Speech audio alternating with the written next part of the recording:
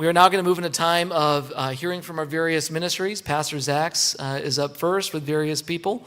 So we'll call him up, and you'll get to hear different testimonies and reports from him and his ministries that he oversees.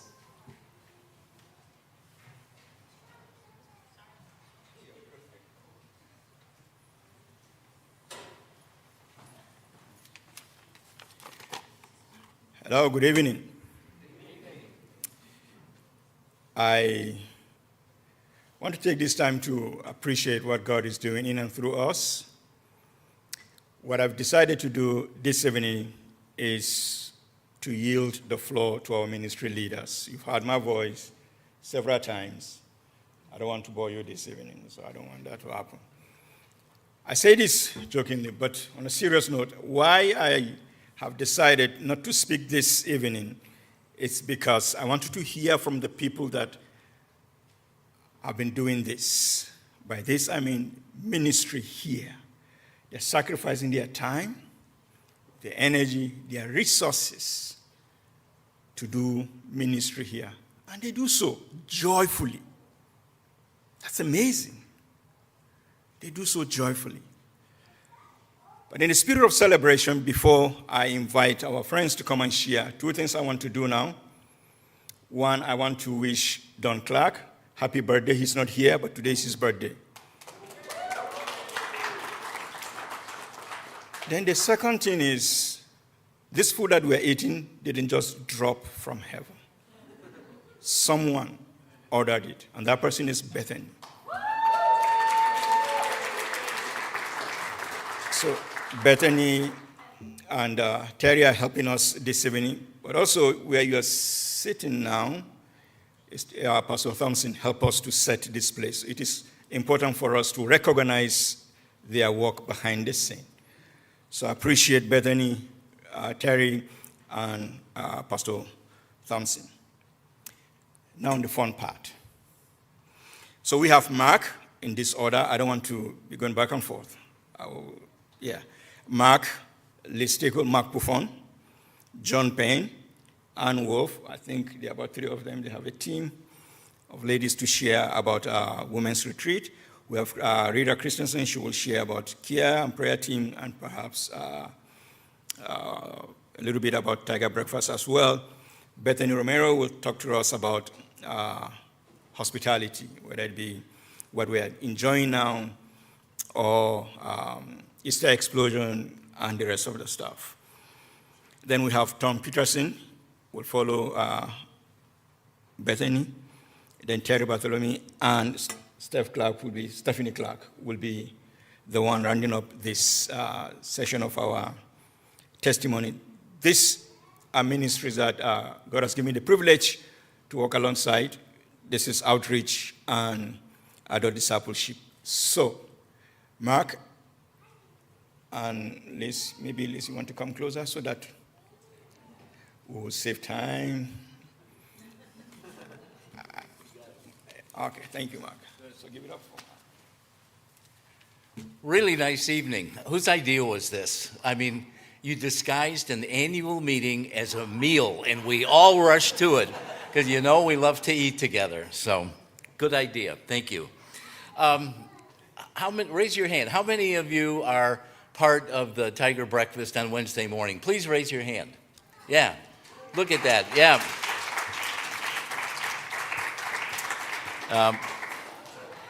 Every one of them would tell you Tiger Breakfast is fun, okay? It's outreach in the purest form, but it's fun too. And it's a great chance to show God's love to our neighbors over at the high school with our smiles, our greetings, our conversations that we might have with them. Rita is the partner in this whole thing in terms of making it happen, and I want to acknowledge that. But on any given Wednesday morning, we serve 1,500 pancakes, make and serve 1,500, 40 pounds of sausage, and it's really a labor of love. But we offer a whole lot more than just pancakes and sausage. we're offering our high school students a safe place, not at home, not at school, but a safe third-party place. They can connect with their friends and do what we like to do, eat 1,500 pancakes and 40 pounds of sausage. Any given Wednesday morning, we will have between 135, 140 kids and over 200. It's a great chance to show them God's love with absolutely no expectations in return. We don't put verses on them. It is just see us in action, lead by example in what we do. Our budget is $2,000 a year. We spend almost $7,000 putting this on. So I want to thank you who went above and beyond in your giving to make Tiger Breakfast possible. Thank you for that very, very much. We are looking at having a fundraiser probably in September. We would like to invite the church, maybe some Saturday morning, to bring the family and experience what Wednesday morning Tiger Breakfast is like. We're going to make pancakes for you, sausage and the bananas and muffins and everything else that we serve. So put that on your schedule for September. We would also be inviting the faculty from school, the teachers, as well as the administrators. They are meeting when we do Tiger Breakfast. So this would give them a chance to see firsthand what we do and how we show our neighbors God's love. Thank you.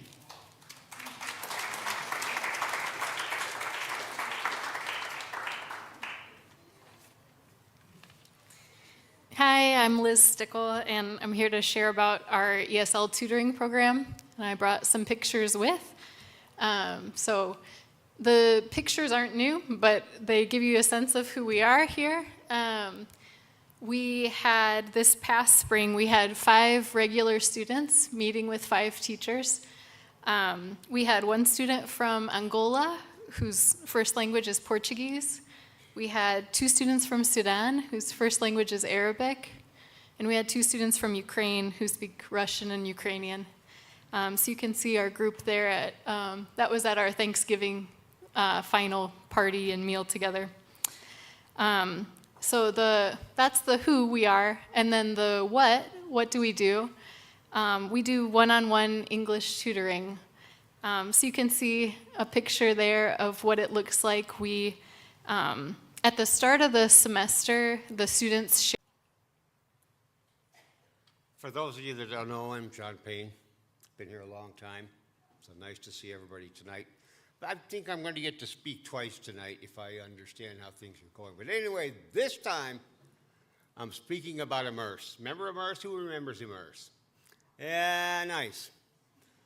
We tried to do it as a community group, as an experiment. We said we don't know how this is going to work, okay? We didn't know how it was going to work. So we agreed after some urging. I won't tell you who did the urging, but you can probably figure it out. After some urging, we agreed that we would try the experiment of doing Immerse. Life is full of experiments. Some experiments work, some experiments don't. And sad to say, Immerse did not work real well in our group. Now, there's lots of reasons for that, which I won't bore you with, but it just wasn't for us. There were people it was for. I was so happy when we were sharing about Immerse, there were people up there saying what a wonderful experience it was, how great it went. Well, we were kind of sharing maybe the other side of it. It didn't go so good. It was complicated to figure out what you're supposed to read, and all this other stuff. And so it just didn't go very well. So it was time to say, well, it didn't go very well. It wasn't supposed to go, it wasn't supposed to always be great, just like life is not always great. So we decided as a group that we're not going to do Immerse again not because of Immerse. I think Immerse is a great thing.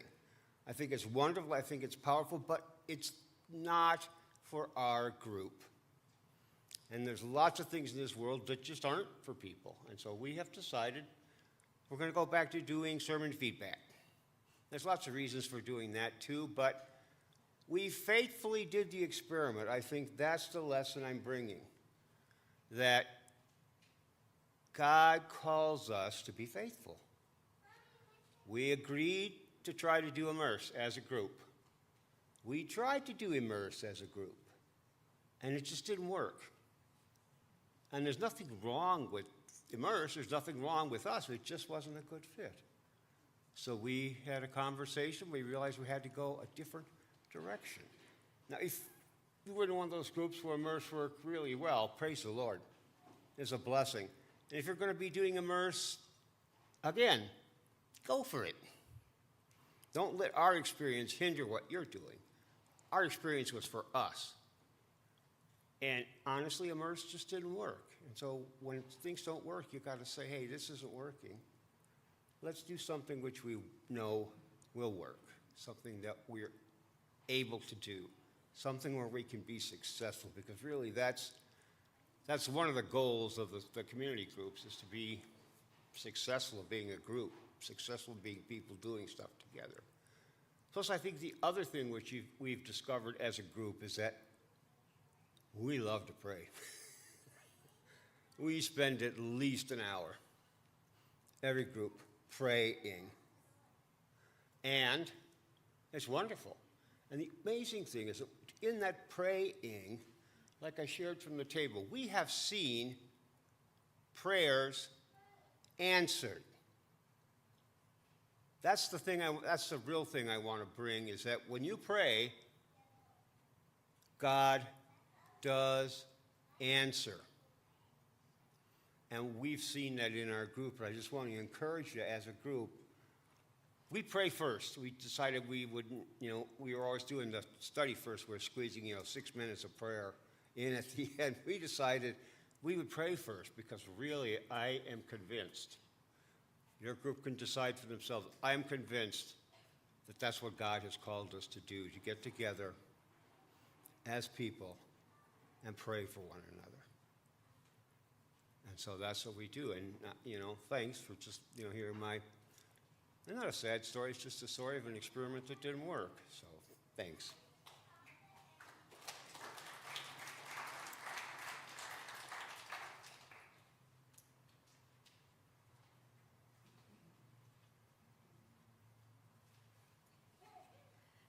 Hi, I'm Ann Wolf. Terry, Stephanie. I've had the opportunity to lead the women's retreat last year, and having Terry and Stephanie at my side helping along, they did most of the work actually. I think one of the traits of a good leader is not knowing what much to do, but hiring or having wonderful people who know what they're doing. So I was very blessed to have them working so closely with me. So with the Women Retreat, it was a pleasure, mainly because women getting together in faith is such a unique thing, because women, you're so busy. Not that men aren't as well, but the children, the work, all the side things that you do, it just takes up so much of your time that we forget, to take time for ourselves and to spend time connecting, I know sometimes we have little gatherings of women getting together, and that is such a hassle to get everybody together, So it's a place and time to come and where you feel rejuvenated, you connect, you focus on your personal growth and your self-care, and how are you growing in your faith with Christ, with women who share similar faith with you. So those were the main things that I really liked and enjoyed about the women's retreat, growing spiritually. And I think Terry has a great story to share as well. Thank you, Ann, and thank you for your leadership, too. You really did a good job. I invited a girlfriend of mine, and some of you may know her, my girlfriend Nancy. She's a believer, but she's not a churchgoer. And I thought this might be a good way to get her thinking about going to a church. And because of the women that attended and made her feel welcome and included, she had a wonderful weekend. So if there's someone out there that you want to share this, please do. It was a wonderful, wonderful weekend, and she still talks about it, so thank you. And I agreed to be a part of it as long as I could just preach and plan the preaching stuff. And Ann agreed that that would be okay, which I was really grateful for. But when we were planning it, the funny thing was I was like, oh, this is Communion Sunday. Well, we'll do communion. And they're like, we can do that? And I'm like, why can't we do that, you know? Bodyhood of believers, all priests, you know, whatever. We can argue the theology later. But it was so neat to come together on Sunday morning as women and have communion together, have the body of Christ together in that space. And that time was extremely special, I know, for so many women that came, and a time to connect in a new way, and hear really really have time to hear, you know, from God on why this is important together. So just grateful that that was sanctioned, that we could do that. So thanks. Thank you.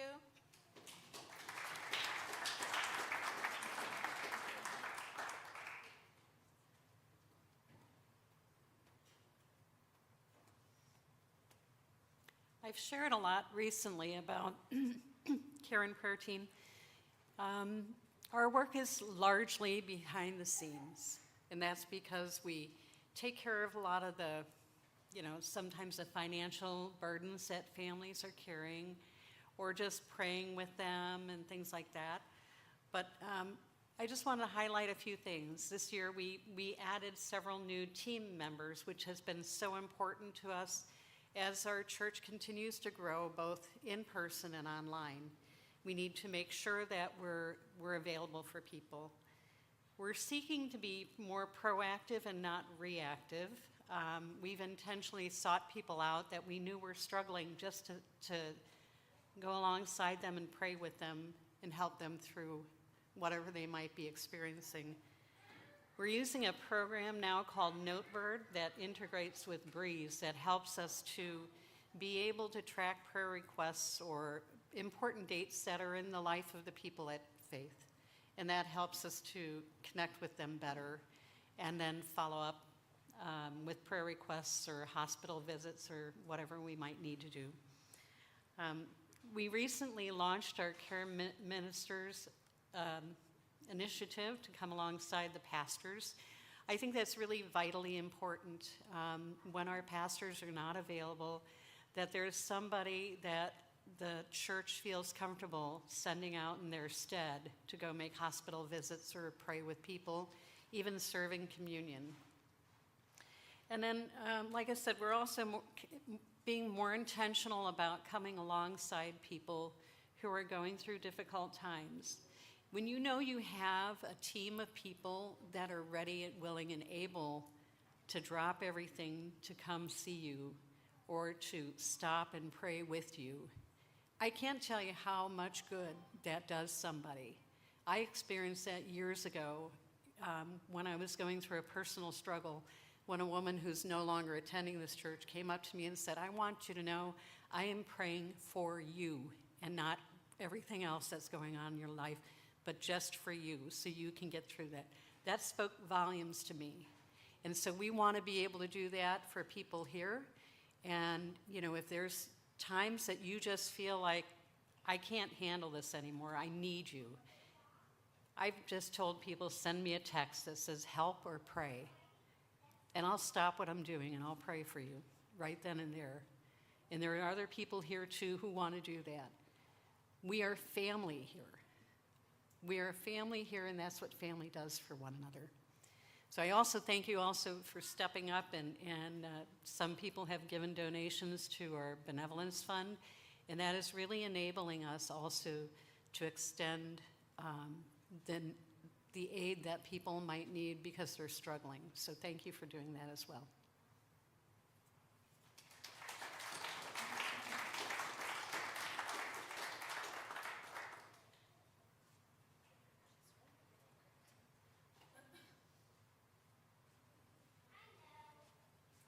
Hello. For those of you who don't know me, my name is Bethany. Grown up in this church, I've actually been through 3 senior pastors at this church. I was dedicated by John Benson. I was baptized by Rick Allnut, and Nate officiated my wedding. So I've definitely been through a lot of different life cycles. And when Pastor Zach asked me to come up and talk about hospitality, I kind of went through all the different things. I could probably cover that whole breakdown because I'm involved in some way or another. But I kind of look back as when I was a kid at this church and all the cool things I experienced as a kid. Vacation Bible School, rally days with petting zoos, and all the fun stuff. And I just think for me, hospitality is my way to give. If I can't always financially give to the church, this is how I give to the church. Because I feel that if you feel fed and your kids feel fed, whether physically or spiritually, then we as a church can give back to those who need it. So for me, you know, I love when people ask how they can help, and I might not always have an answer because for me, that's how I'm serving. So if it seems I don't have an answer, don't be offended. Sometimes I like to do it myself, but for me, it's always great when people come in and can manage my munchkins so then I can serve. So for me, it's just so cool to see the different life cycles of this church and how we are so focused on outreach, but I think also remembering to focus on our church family. Because if you guys aren't nurtured, then we can't go out and nurture others. So for me, that's how I serve, to make sure you guys can go out and serve. Thanks.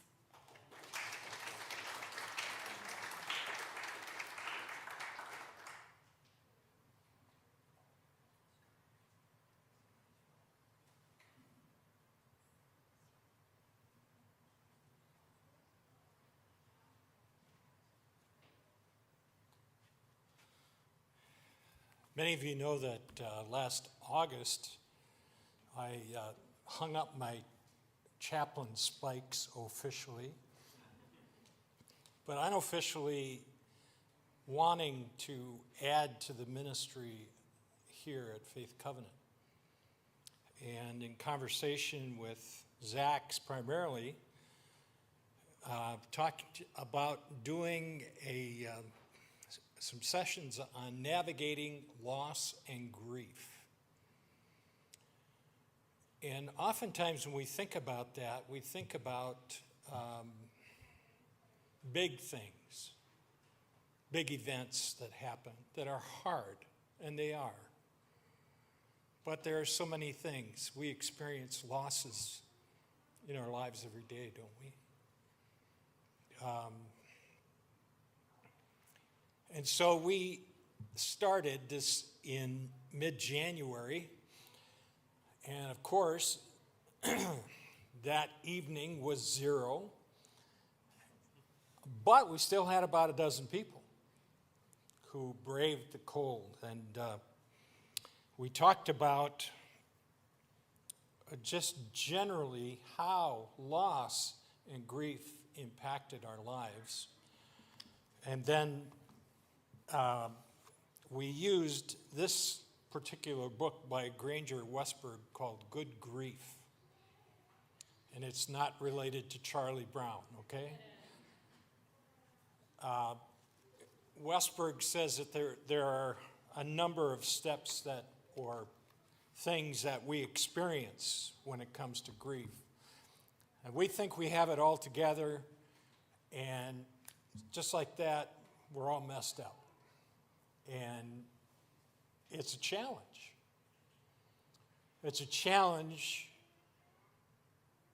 personally and as a church to support people who face difficult and challenging experiences. I can tell you after 3 years of being on a cancer journey with my wife, we would not have made it without the support of Faith Covenant. And that we are so very grateful for. Walking alongside of us, caring for us. And so we talked about a number of things. We talked about relational challenges, talked about issues of divorce. We talked about people losing spouses through cancer or chronic disease. And 2 of the sessions were especially meaningful. Christy Luciano came as from a medical perspective and talked about the impact of grief on us medically. Would you guess that the number one issue with that is sleep? The ability to sleep in the midst of grieving is hard.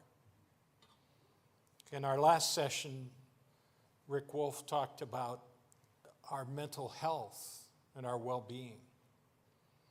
And so I am really grateful for a number of people who came and participated and really made this group a positive step for us to move forward into other ways that we can address issues of loss and grief, even mental health within our congregation.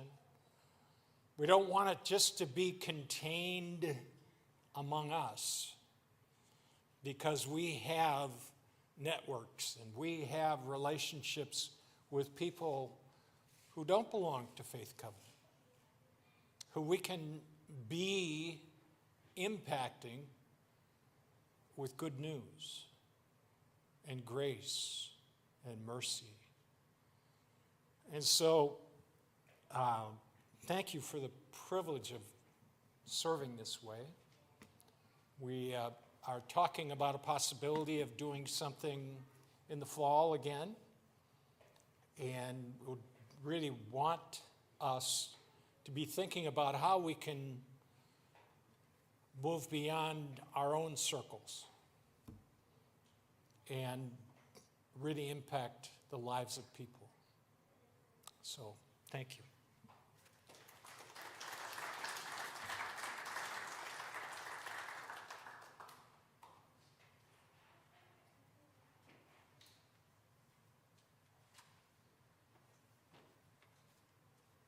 Hi, everybody. I'm not a speaker, just that's why the notes. For those of you who don't know me, I am Terry Bartholomew. I came to Faith Covenant around 2003, became a member in 2005, and served in various capacities to this church. But because of my work background, I was drawn to event planning, party planning, any kind of planning. And so Pastor Zachs asked me to talk about Guess Who's Coming to Dinner? Probably my second favorite. Christmas dinner is always the first. But Guess Who's Coming to Dinner is one of the funnest events that we have. It's fun, food, fellowship, making new friends. And one of the things that I really like about Guess Who's Coming to Dinner is the Sunday after. Listening to people say, oh, wow, I really wanted to meet that person. Or, oh, wow, I found out something different. Oh, we know so. It's just an excitement that I really like about it. Now, while this is a fun event to plan, it does have some challenges, okay?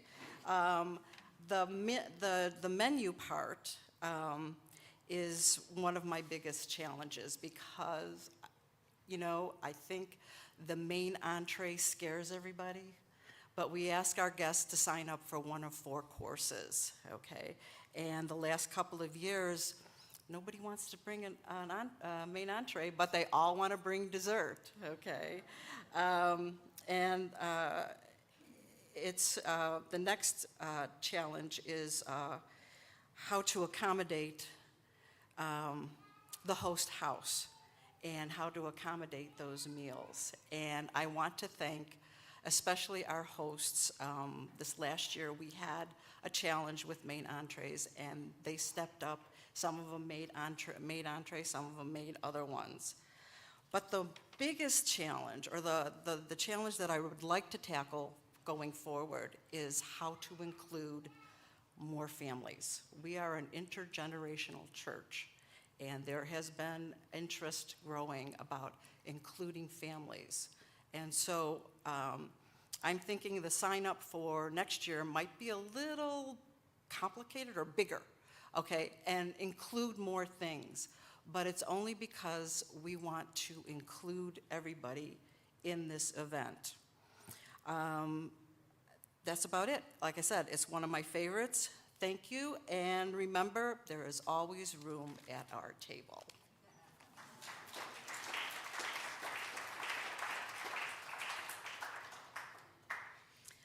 So I'm here to share about missions, but really world relief. So we have many other missionaries, though, too, which are awesome.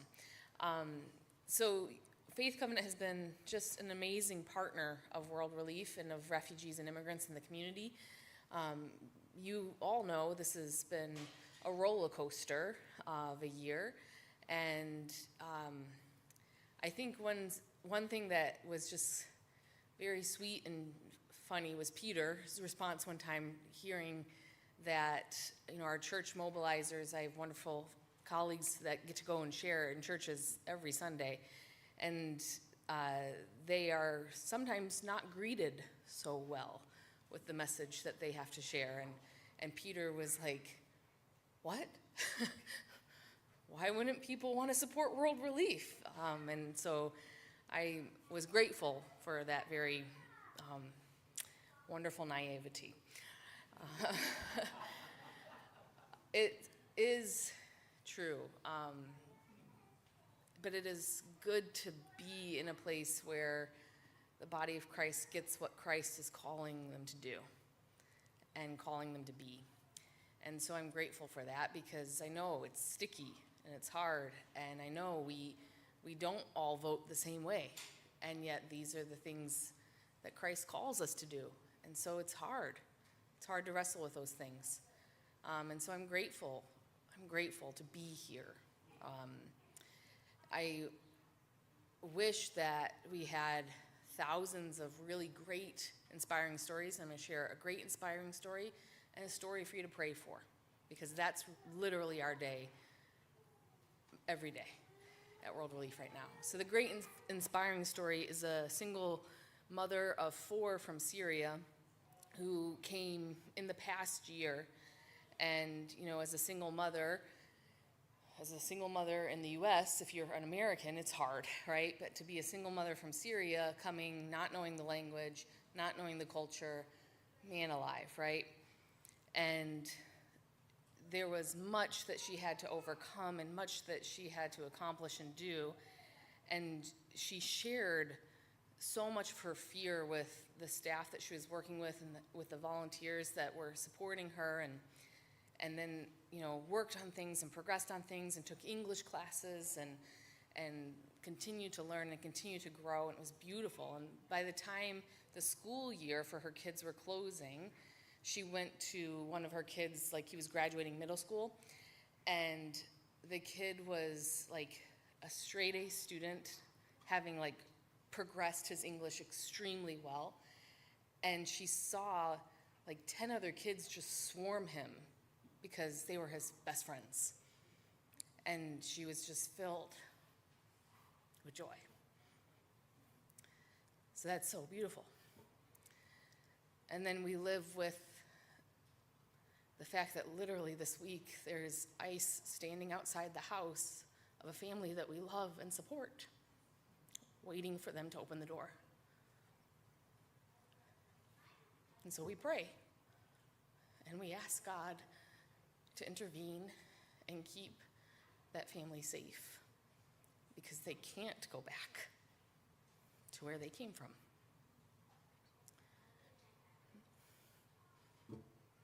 This is where God calls us to be, and I'm so, so grateful. I'm grateful for your prayers. I'm grateful that you allow me to be me and honest and vulnerable, and no matter how we voted, that you love these people and love what God has called you to do. So thank you.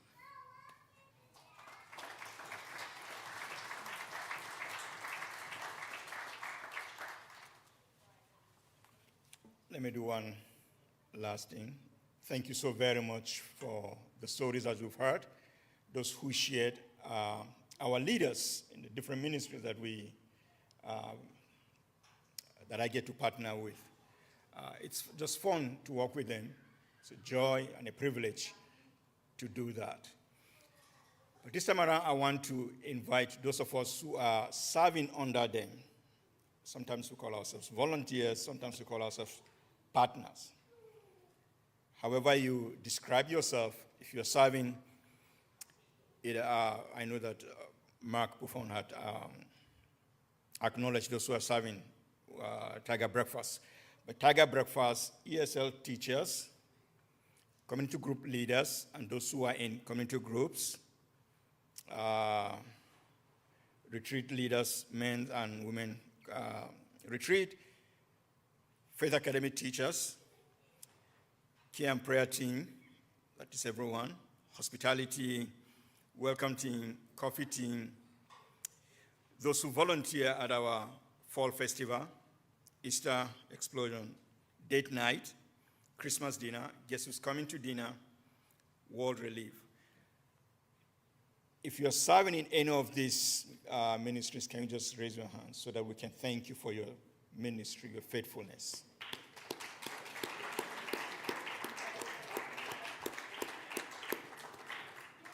Thank you so very much for your dedication. I pray that God's blessings will be upon you and upon the ministries that we get to do here. I will invite my colleague, Pastor Eliza.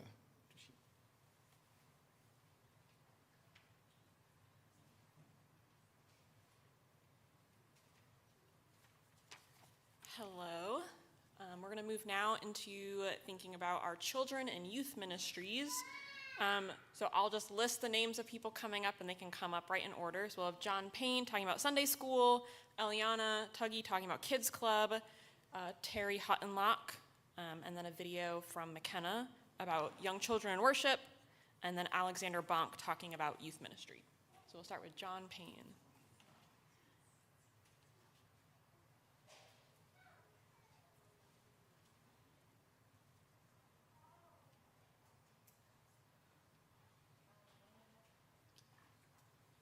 I'm back. We're going to talk about 2- and 3-year-olds. That's the Sunday school class I teach.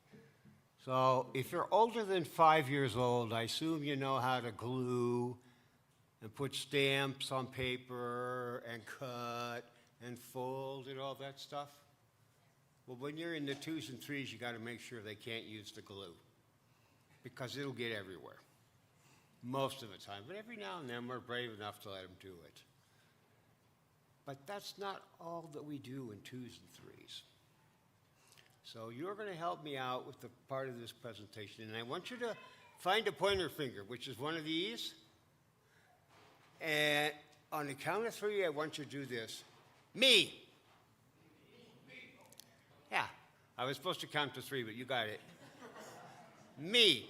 Okay, now then, if you have ever been to 2s and 3s, you know what this means, right? You don't know what this means? Ah, man, I'm disappointed. Well, you're going to learn what this means, and then we're all going to do it.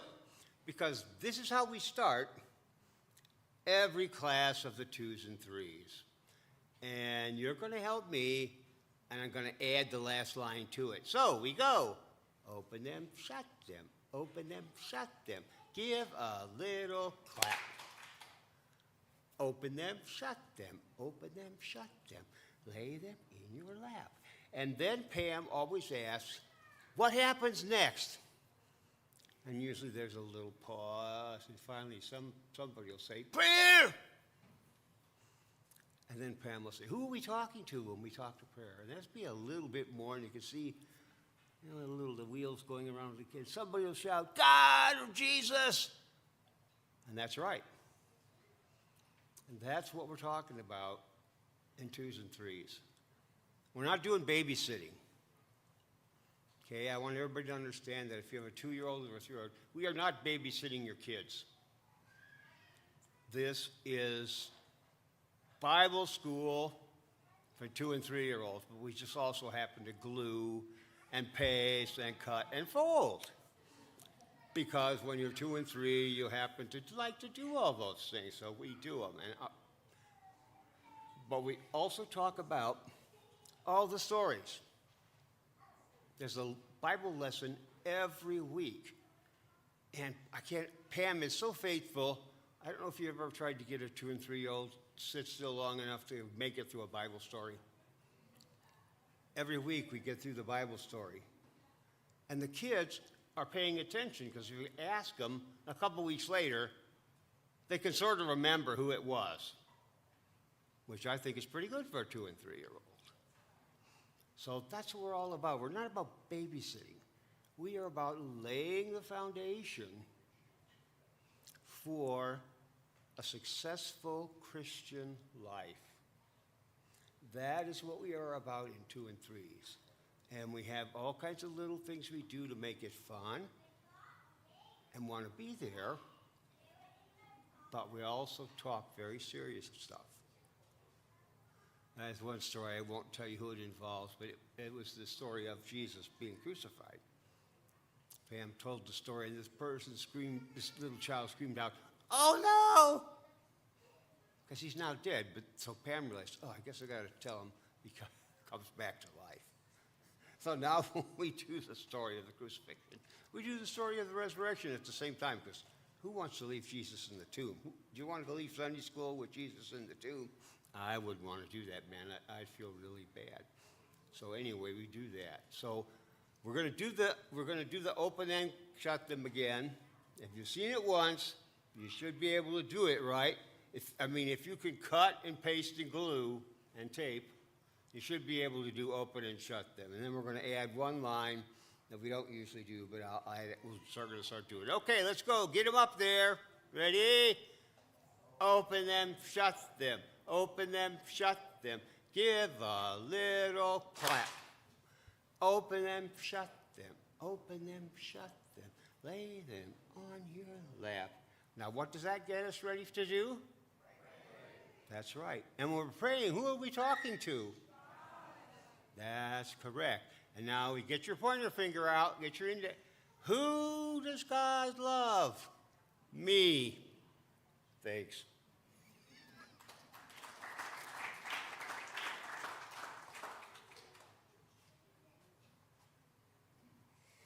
Thanks. And now I'm here to share a little bit about our Kids Club program that also happens on Wednesday evenings at the same time as the ESL program.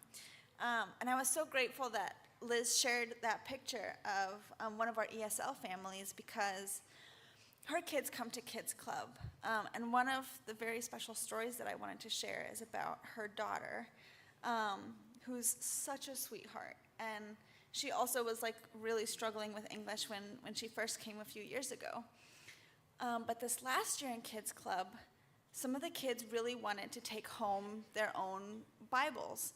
And so we gave out to some kids the storybook Bibles. And it was so special. A few weeks later, we were reading through a different big storybook Bible with the kids during our lesson time. And this little girl, her name is Anya, and she says, "Oh, I've read that story in my storybook Bible at home." And that was just such a special thing to know that she had taken it home and was really reading it and remembered these stories and how meaningful it was. And another story that I was just reminded of was sometimes in Kids Club, I'm gonna be honest with you guys, sometimes the lesson time, you're really like, wow, that really connected and resonated with the kids. And there are some weeks that those kids are like not on the same page, and you're just trying to get them to like, okay, let's shake it out and then sit down. Okay, let's take a quiet minute. Okay, And so one week I said to the kids, you know what? This week we're not going to have a lesson. Instead, we're going to have this bouncy ball, like a big inflatable bouncy ball, and we're going to bounce it. And when you bounce it to a leader, you get to ask them a question. Any question that you have about the Bible or God or Christianity, and you get to ask them a question, and your leader will do their best to answer it. And it was so cool to kind of just see where these kids were at and what questions they had and what they were thinking about. And they were, I mean, oh my goodness, they were asking questions about the new creation and the resurrection of our bodies. And one kid was like, so if we're resurrected into a new body, what happens to that person whose body we took? And I was like, no, we're not stealing bodies. But it was a really fun opportunity to talk with these kids, and it was a really powerful reminder of like where these kids are at when some of them, are coming to us. And there's a big, range in some kids who've, grown up in the church, and they're like, oh, I've heard that Bible story probably 32 times. And you're like, great, I'm glad you love the story. But it's just been a really positive and powerful, I think, opportunity to be able to minister to these kids and again, share that safe space with them. And the game period, which maybe you think is like sort of the prize for coming to Kids Club, but that's been such, Connor is like, yes. But that's been such, I think, also a powerful experience for the kids to be able to bond together. One of the kids, I hope it's okay if I shout out, Roland, was bringing a game from home called the Fainting Goats, I think. And so you just scream at this game and try to make the goats faint, and the kids loved it. But it's been so fun to then see like all of these friendships forming at Kids Club and the kids running around together and having so much fun. And I think it's been powerful for our leaders too, to be able to give and serve and connect with each other in that way. So that's what I've appreciated about Kids Club. Thank you, guys.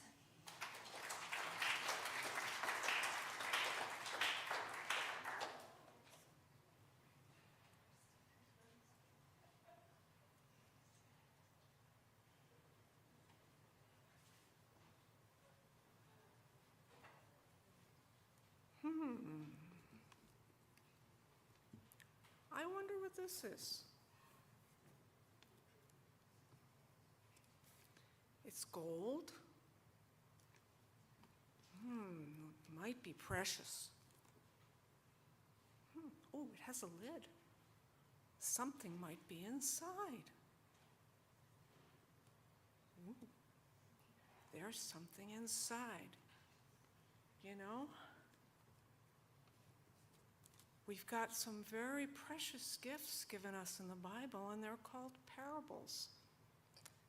This is our parable box. And inside is the story that we will have today, the precious parable. This is Young Children in Worship. After the children's sermon, and all these children are up here, and they go racing out, they come down to Young Children in Worship. From 4-year-olds through first grade, they have a service that is age appropriate, where it's not Sunday school, because we actually have some liturgy, have some singing, but the core of it is this aspect of learning not just the facts about our Bible stories, but beginning to learn how to think about the stories, how to begin to understand God. One of the main ways of doing that is what's called wondering questions. Just like I'm sitting here saying, I wonder what this is. We use things like the parable box. We also use manipulatives, and those of you who are in Young Children Worship say, wait a minute, these are too big. Yes, these are just ones that I have had that are bigger, but there's figures that we tell the story with, again, to give the children an opportunity to come to understanding the story themselves. And there are I wonder questions that are asked. And these questions are not to elicit facts like how many animals came on the ark or how many days it rained. It will be questions like, I wonder what Noah felt when he looked out the window of the ark and all he saw was water. Again, it's trying to help children to start understanding God, meeting God where they are at, but also to have this structure so that they are ready to come and participate in the service when they enter second grade. So this is what Young Children Worship is. And I do have a video here because not only do adults volunteer, but we also have children volunteering. And as you can see, those of you know, that is my granddaughter, McKenna, one of my many grandchildren who are in Young Children in Worship. And so I decided to ask her, because not only has she finished, she was in second grade this year, she also volunteers as what's called a young helper, where we have younger children coming to help us and beginning to learn about this. Some of them are actually learning to tell the story so that they are actually participating in it. But again, it's giving them an opportunity to serve and be part of the church. So here's my conversation with McKenna. Young Children Worship since you were 4 through first grade. Can you tell me something about, that you remember about Young Children in Worship? The stories. The stories. Is there a story that you liked in particular? Zacchaeus. What did you like about the story? Seeing how everything, like how Jesus came and told Zacchaeus he was going to his house. Oh, and what was special about going to his house? That when Zacchaeus and Jesus had talked, he told that he would give back 4 times as much as he stole. Oh. Is there anything else that was special about Young Children in Worship? Seeing my friends. And what did you do with your friends? Talked about God. Was there anything else that you remember about it? No. Well, now that you are older, you have decided to volunteer as what's called a young helper in Young Children in Worship. What do you do as a young helper? I help. Okay. I pass out snacks, take attendance, and get out coloring. What do you like about doing it? Seeing the kids. How many kids are usually in Young Children in Worship? 13, 14, 12, 11. Wow, that's a lot. Yeah. Well, McKenna, I want to thank you very much for helping us to understand a little bit more about what happens in Young Children in Worship. Now, we had to do a couple takes of this because the dog decided that he was going to join us a couple times. But in a couple of the other takes, there was 2 things that stood out that McKenna also mentioned. She mentioned that all the stories, she remembered them as being unique, and they had different meanings for her. And they helped her to know more about God. She also said another thing she liked about being a young helper is that she helps to get everyone ready for talking to God. What I'd like to do right now is I would like those of you, and I know not everybody is here, who volunteer in Young Children in Worship to stand up, please. Come on, stretch your legs.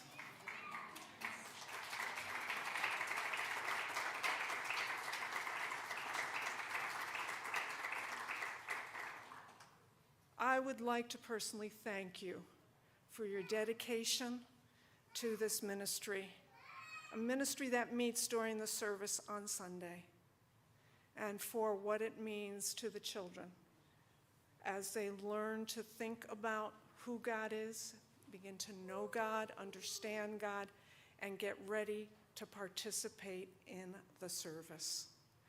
Thank you very much for your service.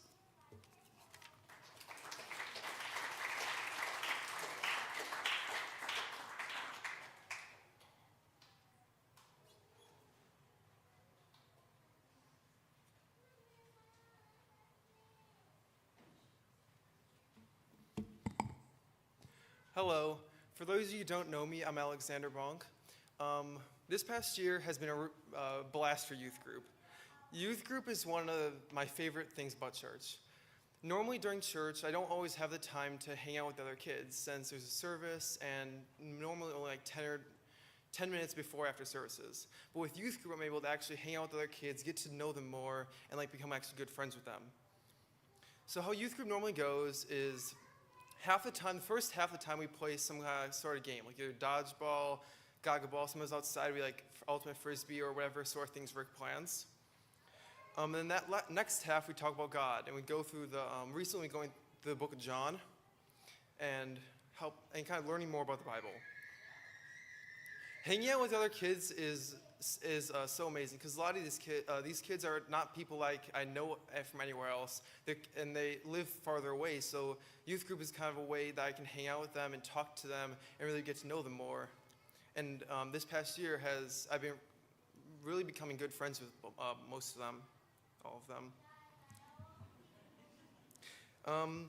Something new we did this year was we started doing small groups and large groups. So the one week we do a large group with everyone, and the next week we do a small group, which is also really helpful because I get to know them even more personally. Because sometimes with a large group, you don't always get to know the people like more individually. It's harder to ask questions, and it kind of gets crazy sometimes. So with small groups, I can talk with just like 4 or 5 other kids, and talk and get to know more about the Bible and really like talk about that. Another thing we did this year was a soup fundraiser for World Relief. We raised a lot of money, and it was so much fun getting to make the soup and working together for that. And that was a great thing we did this year. One thing I'm looking forward to is later actually I think it's like 3 weeks from now, we're going to Devil's Lake for an outdoor trip for 4 days where we get to canoe, rock climb, spend more time outdoors, which is going to be so much fun to hang out with them for 4 days. So that's going to be fun. And finally, I would just like to thank Rick and Mrs. Pia for all that they do for the youth group. Thank you.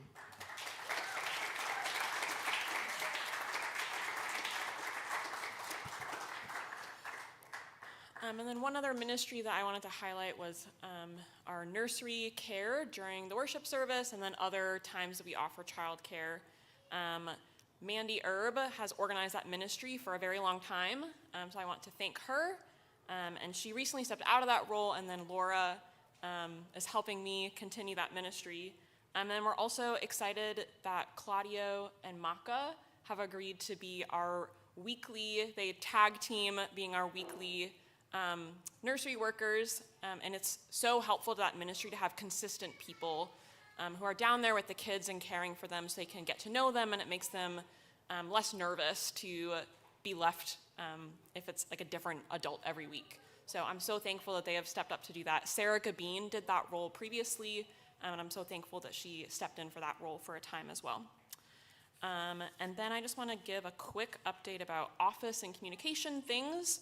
This was the first full year that we used our new website platform where we were able to streamline the website, the newsletter, the church app, the bulletin, things like that. Thank you for your flexibility as we kind of worked out how all of that would come together. I think it's really, it's made our communication a lot more consistent, so everything kind of looks the same everywhere you look for information. We also had an office and communications intern this year, Miriam Obert. I was just texting with her and she misses you all.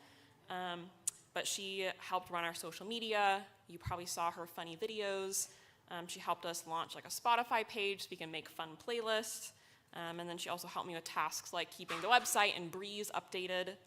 And then I also want to thank Rita. Is Rita still in the room? There's Rita. Rita has helped me in the office a lot. She comes in on usually Mondays and sometimes on Tuesdays, and she helps with addressing and sending out all the birthday cards that you receive. She gathers our Sunday like attendance statistics and things like that. She does the children's bulletins.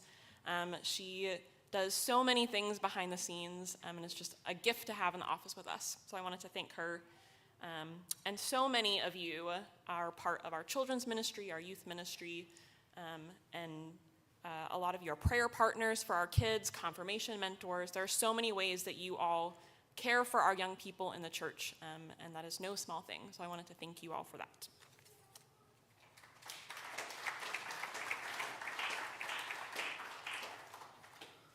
Who's getting ready for ice cream? Yeah, we're going to get there. I didn't think I would need the full time, but I might need to keep you here for the full time. Thank you for giving your attention to hearing all this. I'm going to invite Sky up and then Gene Frost after him. We'll first have a property update and a stewardship update.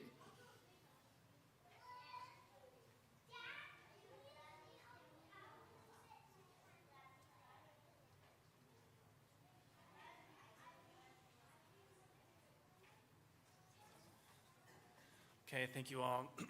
Thank everybody for sharing about the amazing ministries that so many of us are doing. They really saved the best for last here with the property committee. But seriously, next time you see Bill Humer or Steve Clark, please say thank you to them. They do such a great job. They're doing a lot of work for a lot of things that most of us don't even have the eyes to see what they're doing, but we're using it. It's benefiting our ministries. There's a lot of work, not just maintenance, but also people are coming in all the time and they're coordinating this. So really, first thing, Bill and Steve, they do so much. Just highlight a few things. We have put in the new cameras, the locks, the new door, the community hub, landscaping in the mulch, tuck pointing, which is the work on the bricks and the chimney at the parsonage. So again, a lot of things that probably 90% of us don't notice, but the bricks needed the repair, for example. So it's really important. Another thing we just want to emphasize is that we have a lot of neighbors who use our facilities. So not just Tiger Breakfast and the high school parking, which maybe you know about, but GPS tutoring, outreach, the Corinne Church, the Liberian Church, Life Church does a youth group here on Sunday nights, and of course the piano recitals. So, it's not just that this building is here sitting empty except on Sunday mornings. Like, we're using this property and this space in a lot of ways to be a blessing to our neighbors and our community, and that's a really important thing that we're all contributing to. So we're looking forward to more work on the parsonage, to, I think this year, being able to do some bigger repairs, like maybe clean the carpet, windows, things like that. So thank you for your generosity as well for all those things.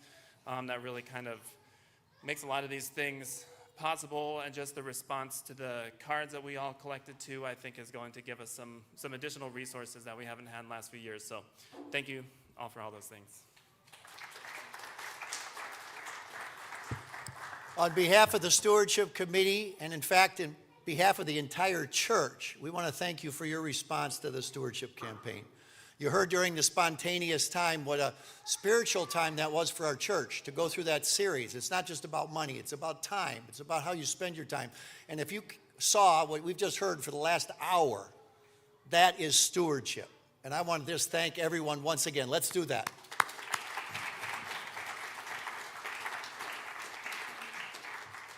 Where your treasure is, your heart will be also. So we want to thank you for also responding to the Stewardship Campaign in your giving. And just by way of summary, we have more givers. We're going to have a larger group of givers, we have new givers, and the net effect of what you told us is we're going to be able to grow our budget over 15% this coming year. And for some of these ministries you've heard are underfunded, and some aren't even funded. Now, Mark, I still want you to do your fundraiser, but you're going to have more than $2,000 to do Tiger Breakfast this coming year because of your stewardship. So I want to thank you all for that. Thank you.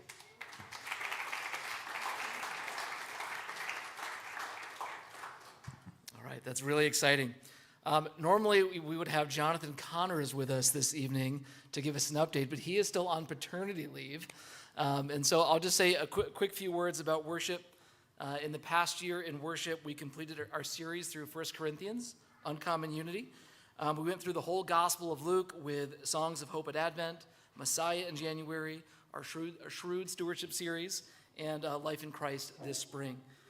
We also did the Songs That Formed Us worship service back in the fall, and we now have a Spotify playlist I've been listening to. That's been really wonderful.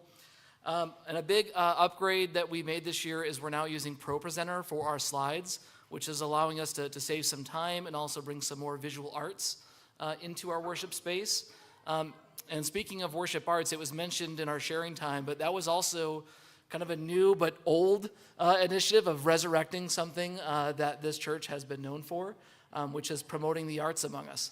And so I'd love to thank Mark Torgeson especially for his initiative in bringing that back in a vital way to our congregation. Back in the fall, we also did the SHAPE test, doing some teaching on spiritual gifts. We had 29 people take the SHAPE test to discern how God has wired them, and they're already utilizing those gifts among us, as we've heard tonight. And then I do want to call up two people for a testimony. Betsy, if you would come. We did an Anxious Generation book club back in the fall, and Betsy's going to share a few words. And then Sarah, if you would come and want to make your way up here, she's going to share about prayer partners.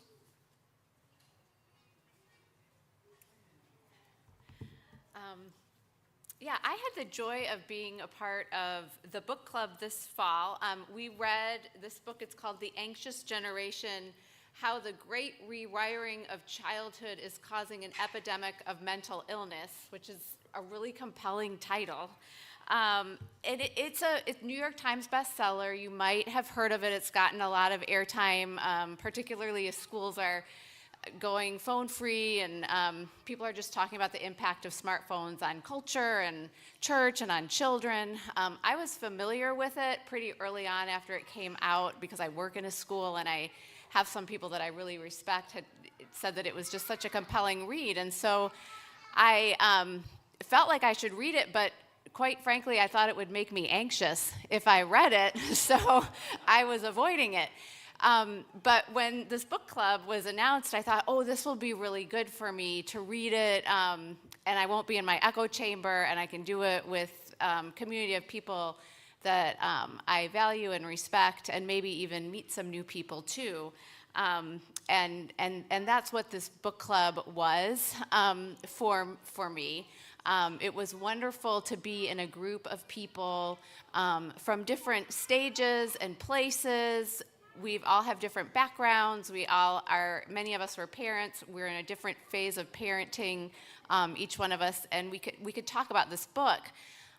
For those of you who aren't familiar with the book, the premise is basically the underprotection of children, probably starting back in the 80s, coupled with the underprotection of kids now in the virtual world, has kind of maybe produced or caused in some people that have been born since 1995 more anxiety, and maybe not being as able to enter into adulthood ready and equipped to thrive as adults. And the first part of the book, really the first 2/3 of it, is just talking about that. So it's a very compelling read. It's written by this man named Jonathan Haidt. He is an NYU professor. He's very, very smart. He's a social scientist. And he's not a Christian. He's he's ethnically Jewish, and he's atheist. He's not anti-Christian at all. But we read this book together, and we shared our own personal experiences growing up, our experiences as parents, our experiences in the community. And then finally, at the end, we got to Jonathan Haidt's solutions. What can we do as a collective community? And this brilliant atheist basically said, the antidote to so many of the problems that are being caused by smartphones is the church. It's the church. And for me personally, being in the group, that was all great. But it was a reaffirmation of what we are doing here. And I can't believe I'm sitting here telling you this after listening to all of the amazing ministries that have happened in our church. But this atheist said, what Christians do? They come together on Sunday morning regularly and they worship. And they sing together songs. And they stand up and do it. And they pray together. And they recite creeds. And they celebrate milestones together. They baptize their children. They dedicate them. They baptize their adults. They take communion together. They break the bread. They pray for each other. They meet together as a youth group. All these things are what ground us in who we are, made in God's image, and keep us healthy and able to be in this world where we're surrounded by our smartphones and whatnot. So for me, that was where I saw God at work. And so praise the Lord for his work in this church, and praise the Lord for the church.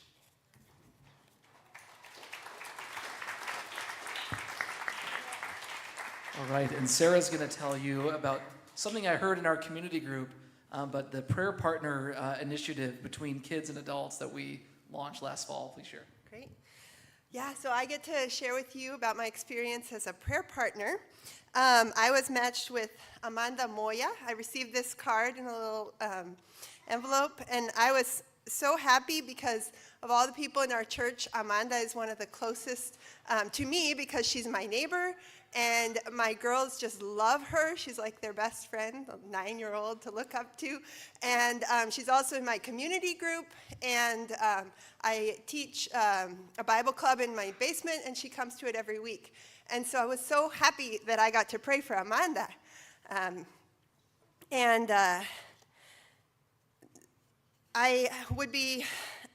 wouldn't say that I was praying for her every day or that my prayers were so deep, but I was praying for her and the prayer request on here that her heart would love and know Jesus more and more. And the Sunday after Christmas, I shared in church about some artwork that I had made, and Amanda was there. And to my surprise, that evening, I got a handwritten letter delivered into my mailbox by Amanda. Actually, Amanda's not here. Can somebody call her if she's out in the hall? It was such a blessing to me. She in this letter, which I won't read to you, Amanda shared with me her testimony and how she started learning about Jesus when she was 4 and all that Jesus means to her now. And she mentioned that my paintings inspired her to know more about Jesus and that she can tell him everything. And she said, "Thank you for praying for me." And I was so honored to receive this letter. And when I talked to Amanda's parents, they told me that she had started writing the letter in church when I was speaking, and then that afternoon she rewrote it all on another paper and gave it to me. So all the initiative was hers. And I wrote Amanda a letter back and shared some of my testimony. And I told my small group about it, and they encouraged me just to keep writing letters to Amanda. And so when I talked with Maka about how to pray for Amanda, I understood that her personality is a lot like mine, which is that she's sensitive to other people and really wants to encourage them. And another thing we have in common is that we're both bilingual in Spanish and English and grew up in between 2 cultures. And so when I wrote to her again, I shared about things that happened to me and ways that God worked in my life when I was younger. And I'm so thankful that we're both able to share through these letters. And I think we probably wouldn't have written these letters if it hadn't been for being prayer partners or me praying for her. And so I'm thankful for what God's doing in Amanda's life and in the lives of all the kids that are being prayed for by many of you. Thank you.